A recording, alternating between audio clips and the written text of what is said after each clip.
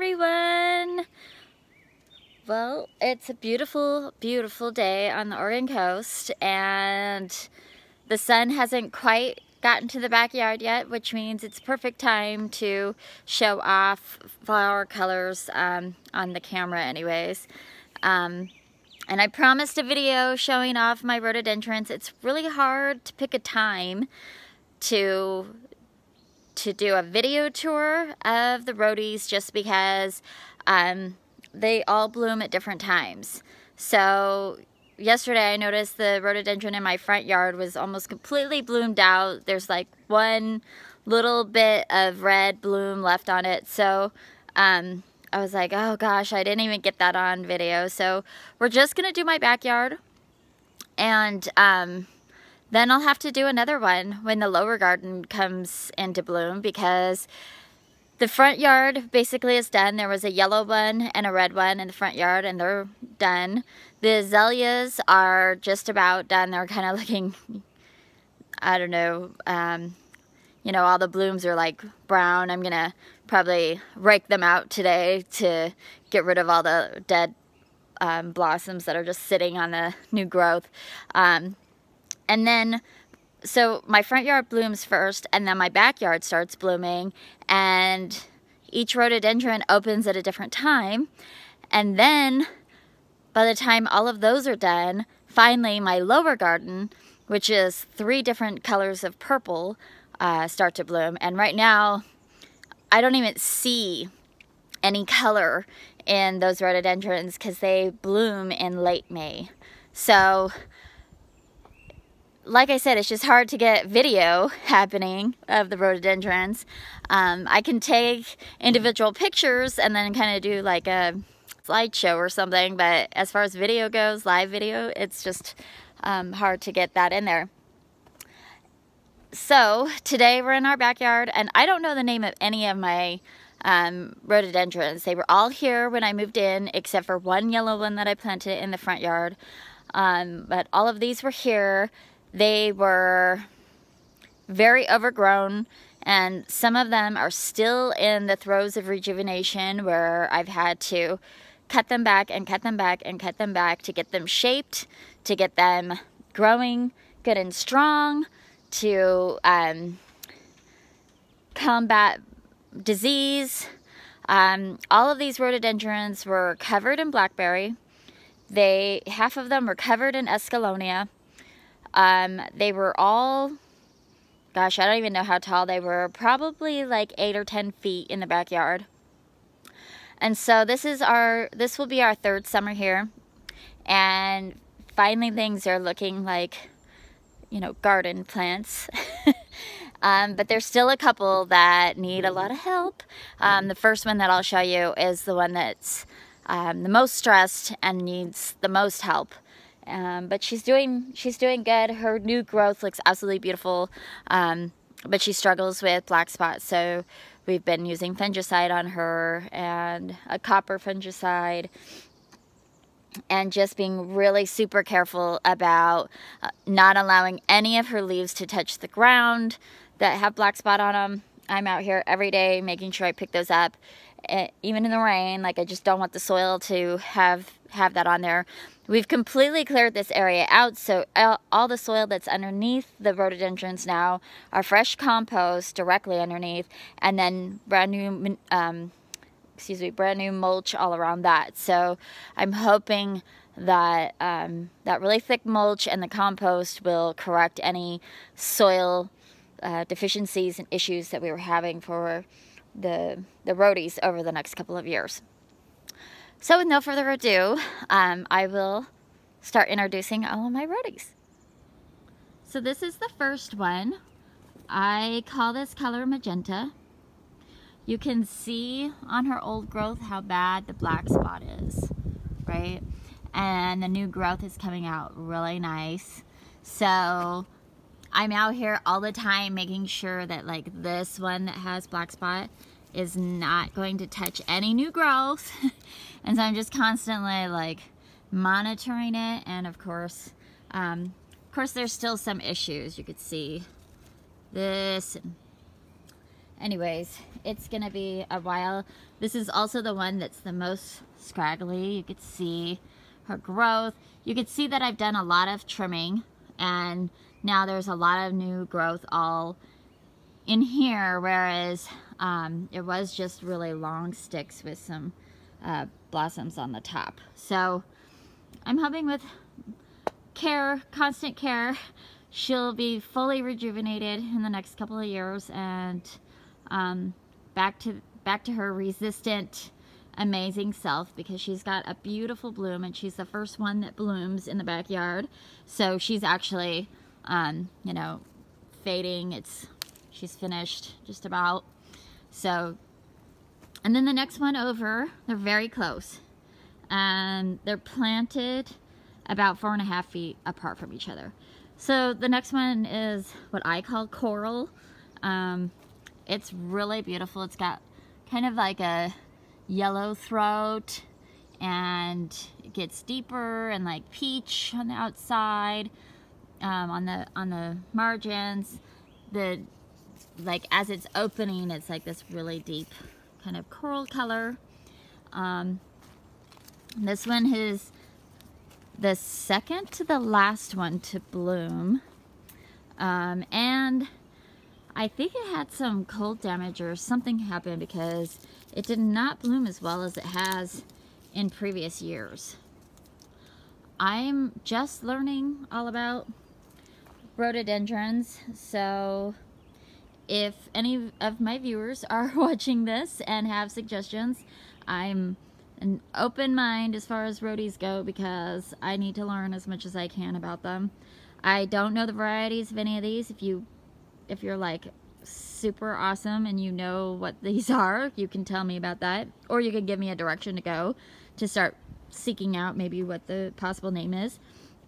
Or if you see anything severely wrong with them, you can let me know, and maybe give me tips on how to make them, you know, grow better and be happier. So you could see how sparse the foliage is there in the middle of this rhodie.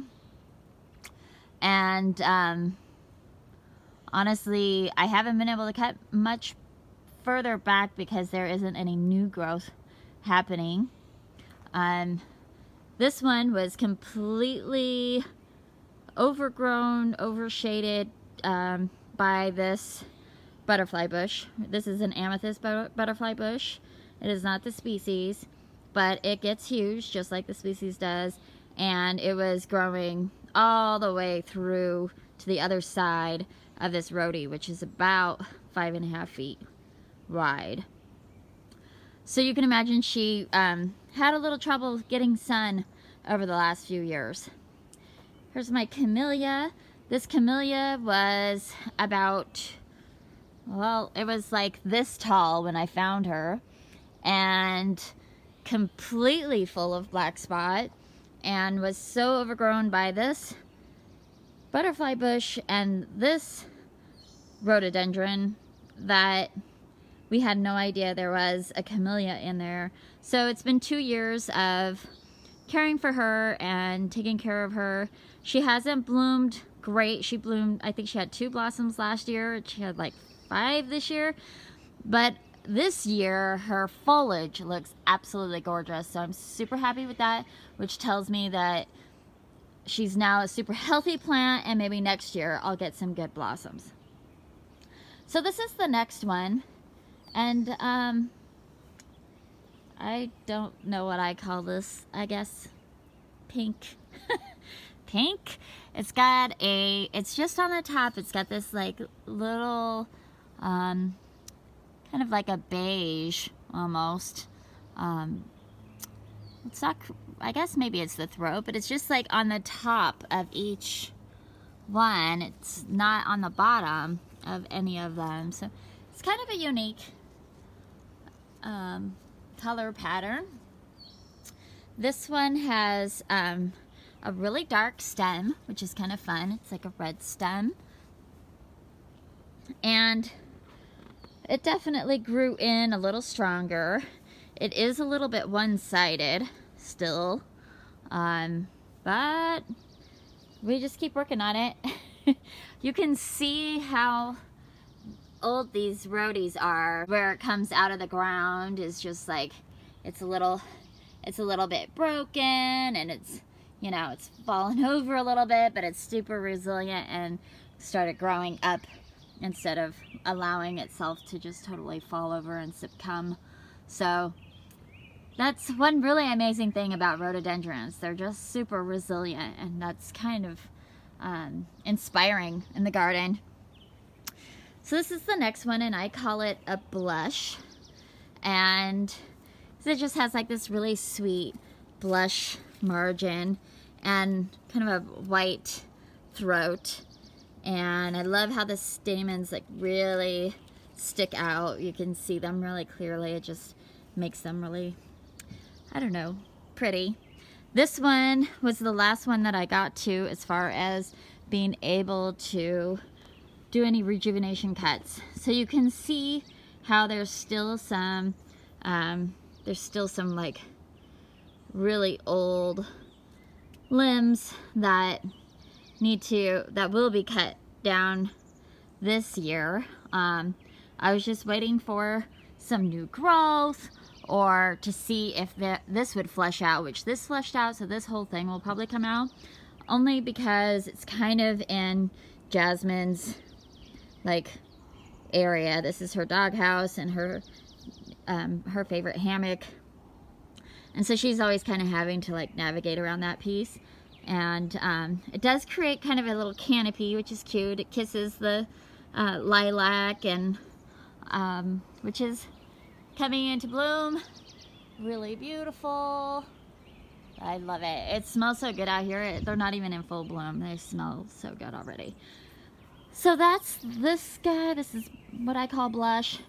And you can see she's pretty full, but she's kind of got a funny shape because I've been trying to, I cut down as far as I can into the canopy to promote growth, but then I don't want to cut too far on other ones that didn't have growth down in the bottom. So she's a work in progress, but I see big potential to have like the final shape this summer. After she's done blooming, I can cut it back into a good shape. Here's a Pieris. Spencer absolutely loves these things. Give me your opinion. Tell me what you think. You could see the lilac behind there. I love the new growth on a Pieris. It's super bright and sunny, and you know, and then the pinky red tips, those are fun too. I actually like the flowers that they create, really sweet, but it's just the overall growth habit of these things. I mean, what is going on? Why do they not grow uniformly? I've cut this thing into a ball I don't know how many times over the past few years, and it just does not grow uniformly. So I don't allow very many plants like that in my life. So since Spencer absolutely adores these plants, we have 2 of them on the property, and I just suffer through it and then cut them back after a while. And this is the last one on the backyard garden tour for rhododendrons, and she's just a really fantastic bright pink.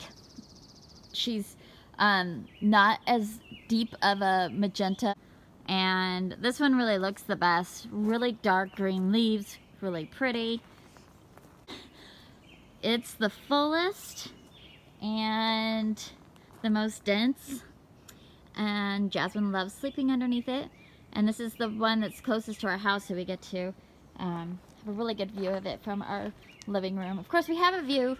I'm standing right underneath my living room window now, and we have a view of all of them. It's just that this one's, you know, right here up front, along with the sun ray. Okay, so I'm gonna go this way. One of our newest views is up on top of the deck that my dad just built. So I'm going to share that with you really quick because that's really fun. So you can see it's partially surrounded by lilac that's coming into bloom now.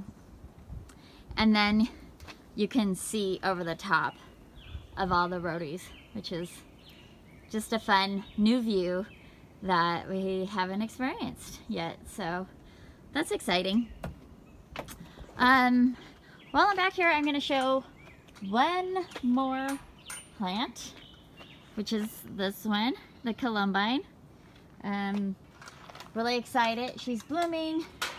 Last year, this plant got munched down by a wild domestic rabbit that we had roaming around in the neighborhood. So I was absolutely thrilled when this plant came back and has started to bloom. Super exciting. Really sweet little blooms. And let's see. So I just wanted to show how tall these blooms get. They're all the way up here, right underneath my chin. So I don't know what that is. I'm 5'4". What does this make it? Like maybe like 4'8" or something. I mean, it's really tall for a flower. So that's the backyard Rhodie tour. I hope you enjoyed it. And like I said, if you have any extra tidbits that I can learn from you for rhododendrons, I'd love to hear them in the comments below. Please like and subscribe to my page. Go to YouTube and subscribe there so you can continue to get updates whenever I post a video. You'll know. And we'll see you in the next video. Bye!